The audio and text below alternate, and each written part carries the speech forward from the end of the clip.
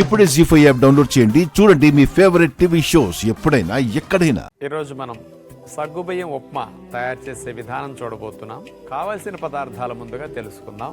సగ్గుబియ్యాన్ని మనం ఒకసారి తీసుకుని మిక్సీలో ఒక తిప్పితే ముక్కా చెక్కలాగా అవుతాయి. ఎందుకంటే మనం ఉడికించట్లేదు కాబట్టి నానపెట్టుకోవడం కోసం ముక్కా చెక్క అయితే ఈజీగా నానతాయి కాబట్టి అలా ముక్కా చెక్క సగ్గుబియ్యంది ఒక 1/2 కప్ తీసుకున్నాం. ఉప్మాలోకి పచ్చి కొబ్బరి తురుము ఒక కప్పులో 4వ వంతు తీసుకోవడం జరిగింది. అంటే దగ్గర 3 టేబుల్ స్పూన్స్ వస్తుంది ఆ పచ్చి కొబ్బరి తురుము. వేరుశెనగపప్పులు నీళ్ళల్లో వేసి కూడా మనం నానపెట్టుకున్న వాటిని కూడా కప్పులో 4వ వంతు తీసుకున్నాం. అంటే 3 టేబుల్ స్పూన్లు తీసుకున్నాం. అట్లాగే ఈ ఉప్మాలోకి వెజిటబుల్ ముక్కలు క్యారెట్ 1, పచ్చిమిరపకాయ, బజ్జీ మిరపకాయలు అయితే కొద్దిగా ఘాటు తక్కువ ఉంటాయి. కారంగా కావాలంటే మామూలు మిరపకాయలు వాడచ్చు. నిమ్మకాయ 1, అట్లాగే చిన్న అల్లం ముక్క, దీనితో పాటు కొద్దిగా కొత్తిమీర ఎక్కువగా, సువాసన కోసం ఎండలో వేపించుకున్న జీలకర్ర 1 టీ స్పూన్ తీసుకున్నాం. టేస్ట్ కోసం కొద్దిగా చాట్ మసాలా పొడి. ఇక సగ్గుబియ్యం ఉప్మా తయారు చేసే విధానం మనం చూడబోతున్నాం కదా. మరి సగ్గుబియ్యాన్ని మనం ముక్కా చెక్కలాగా చేసి ఒక 1/2 కప్పు తీసుకున్నాం కదా.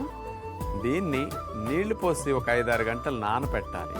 దాని కొరకు ఒక బౌల్ తీసుకుని అందులో మనం ఉదయం చేసుకోవాలంటే నైటే నానబెట్టేస్తే బాగుంటుంది.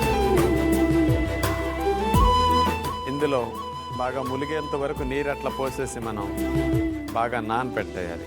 మూత పెట్టేస్తే ఏం పురుగు పుట్ర చేరకుండా ఉంటాయి అన్నమాట. ఇప్పుడు ఉప్మా కొరకు మనం తీసుకున్న క్యారెట్, అల్లం ముక్కని తురుముకుందాం. అట్లాగే పచ్చిమిరపకాయ, నిమ్మకాయ, కొత్తిమీర వీటిని కూడా కట్ చేసుకుంటే ఉప్మాకు అన్నీ సిద్ధమైపోతాయి.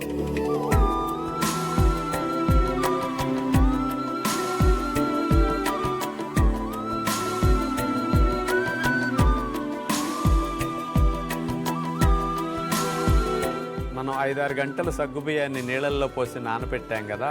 ఈ సగ్గుబియ్యంలో నీళ్ళని వార్చేద్దాం.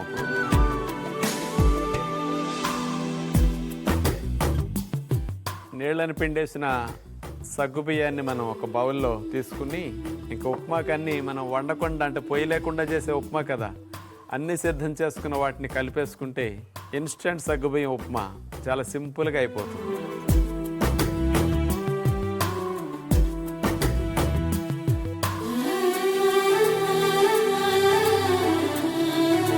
ఉప్మాను మనం కలుపుకునే ప్రయత్నం చేద్దాం.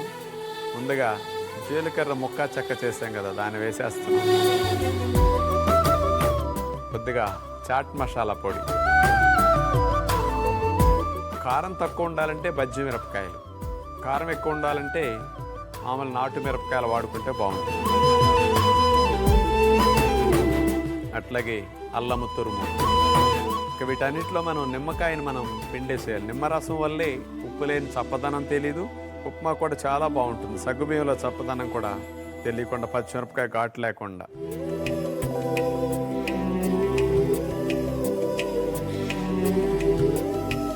మామూలుగా అయితే సగ్గుబియ్యం ఉప్మాలో నూనె కొద్దిగా బాగా వేస్తారు, ఉప్పు కొంచెం బాగా ఎక్కువ పడుతుంది. అసలు ఉప్పు నూనె లేకుండా మరి టేస్టీగా ఇన్స్టెంట్గా ఇట్లాంటి ఉప్మాలు పోషకాలు పోకుండా మనం చాలా బాగా చేసుకోవచ్చు. ఏది చేసుకున్నా మనం వెజిటబుల్స్ అనేవి కాంబినేషన్లు ఎక్కువ ఇస్తుంటాం. మరి ఉప్మాకి న్యాచురల్ అంటే పచ్చి కూరగాయలు అందరూ బాగా ఇష్టపడేది క్యారెట్. ఆ క్యారెట్ తురుమును కూడా మనం ఇందులో తీసుకుంటాం. అట్లాగే నానపెట్టిన వేరుశెనగ పప్పులు. ఉప్మాకి న్యాచురోపతి విధానంలో అయితే మెయిన్ కొబ్బరి, పచ్చి కొబ్బరి తురుము, కొత్తిమీర.